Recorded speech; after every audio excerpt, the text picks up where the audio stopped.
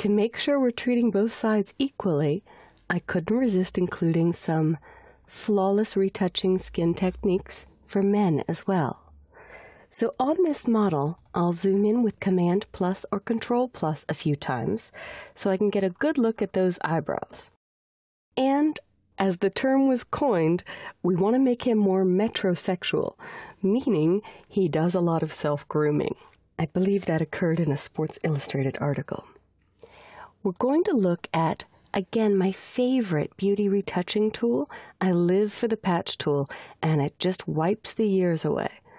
Although with older shots, I will bring some of the original wrinkles back very often, because I have earned my wrinkles. I don't want everything I do to look worked on. I just want it to look like a better shot of me. But with this gentleman, I'm going to use the patch tool to actually remove his entire eyebrow. Now bear with me, it's a little shocking at first. With the patch tool, I make a rough selection around the first eyebrow, and I'm not doing both together because I can only repair with what other skin I have to work with on the image.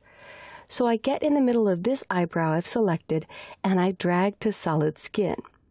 You may notice there's a little mole or spot up here that's being duplicated.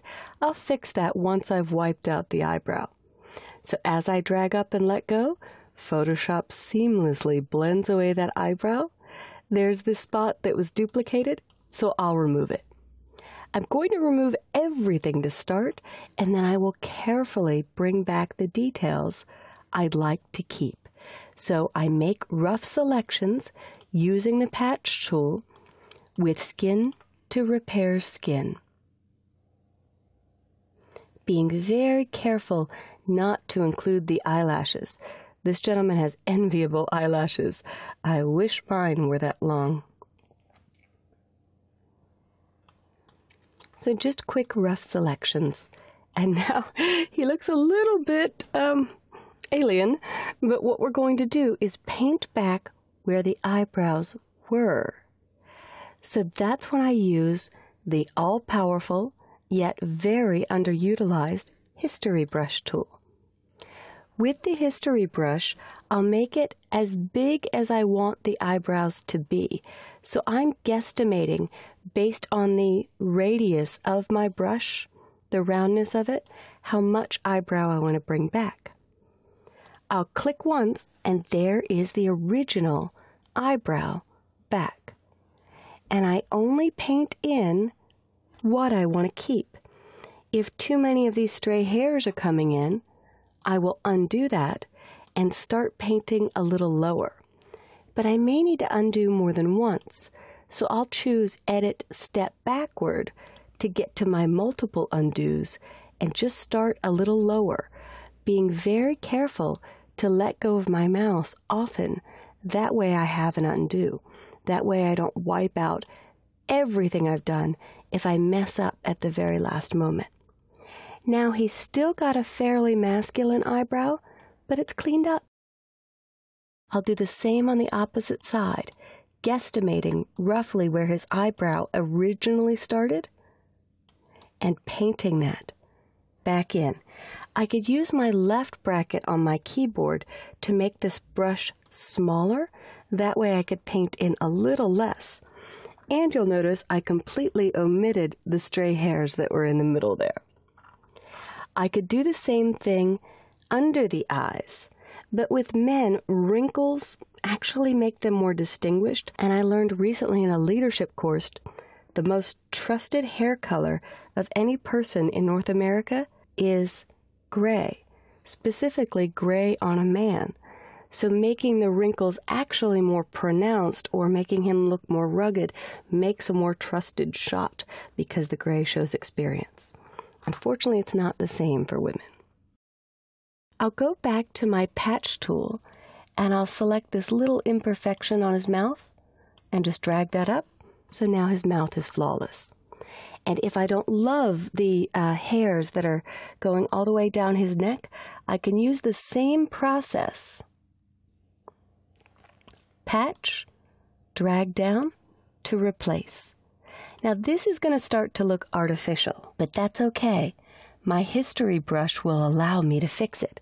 And I do want to keep the Adam's apple there for him because, again, I feel that makes him look more masculine. There's a lot of subjective control that goes into creating a flawless face, either on a man or a woman. Just remember to get their permission before you go too far. Most women will be happy you've done a little bit of this work. So you could see with those stray hairs very close to the chin, it's not doing a great job because it is blending away. I can patch several times, but I think I'm mostly happy with this. Now what I'm going to do is bring those hairs back, but subtly in small percentages. So on the history brush, my opacity is 100%. That says, how much of the original would you like to paint back? I'm going to dial that down to around 25%, and then click here to make the brush go away. I'm going to hit the right bracket key on my keyboard until my brush is huge, or simply dial up a really big brush size, about as big as the area where the hairs originally occurred. I'll click away, and now my first paint stroke down here brings back 25% of those stray hairs. My second paint stroke brings back 50%. My third would bring back 75%. I'm going to undo the third because I really want it to be more subtle. So I've made the shot better for me, but still kept him looking rugged and natural. I might even paint 25% back of the stray hairs there. And finally, I'll finish up by bringing out the brown in his eyes. So I'll go to the dodge tool, which is a photography term for lightning. I'll hit 2 on my keyboard just by itself without clicking anywhere for 20% opacity, and I'll simply sweep a few times in that brown to reveal the natural brown color that you would see if he was looking directly into a light. I also might use my left bracket next to the letter P on your keyboard to make the brush size smaller and whiten the eye whites a bit, just to improve the contrast between light and dark, to make the eyes more of a focal point. Now, I've done about 6 minutes of retouching. If I go to my history panel, here is the before shot, here is the after shot. I like my after a lot. Opinions will vary, but before, after. The last note of warning, just be very delicate on those eye whites. It's very easy to go too far. I see many real estate shots where their eye whites look like glowing alien shots. So if you go too far on the eye whites, use your history brush.